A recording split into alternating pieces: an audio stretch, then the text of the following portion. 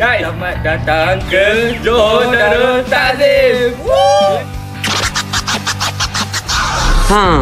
Terkejut kan? Mesti korang tak tahu yang Johor ni sebenarnya ada banyak tempat menarik. Korang je yang tak tahu.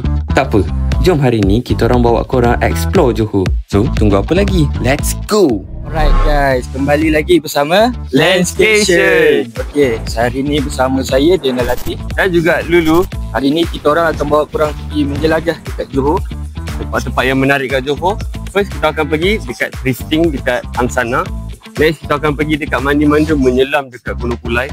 Dan akhir sekali kita pergi mana? Kita orang akan pergi makan-makan dekat JDM, Johara Cafe. Nantikan.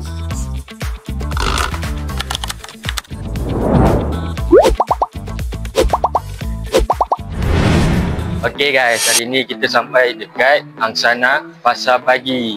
So hari ni kita akan buat apa? Kita akan pergi ke thrifting store. Kita akan beli baju. Kalau korang nak thrift pakaian sambil cuci mata, inilah spot dia, Pasar Pagi Angsana. Dekat sini, macam-macam ada, daripada barang antik, mainan budak, baju local brand, sampai barang kemas pun boleh jumpa. Serius rabang mata.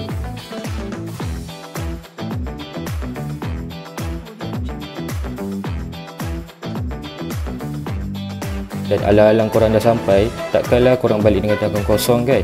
Baju satu pun jadilah.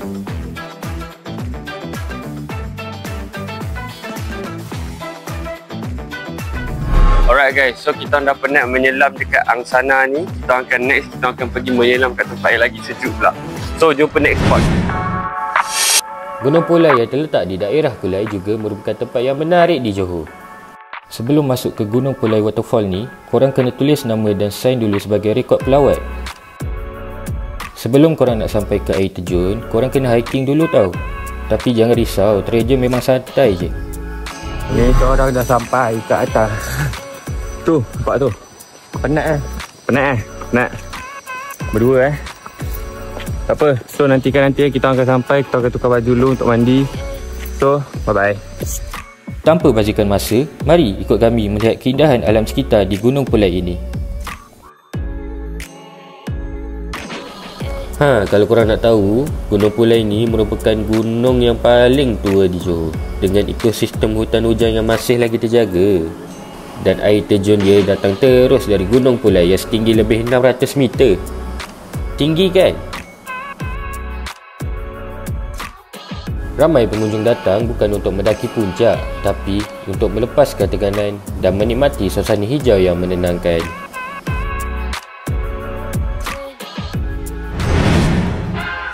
Alright guys, so hari ni kita dah sampai dekat kita punya last spot location, iaitu JDM, Johara Coffee. So, come.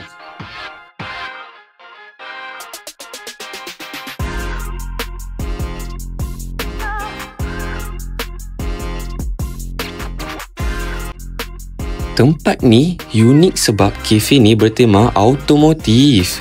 Dari kereta sport sampai motorsport, semua jadi vibe utama dekat sini.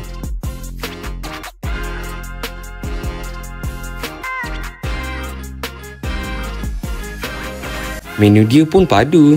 Ada western, makanan Melayu, mamak, dessert dan of course signature air dari Johara Coffee yang memang wajib cuba. Bukan saja sedap, tapi setiap sudut kafe ni memang estetik untuk ambil gambar.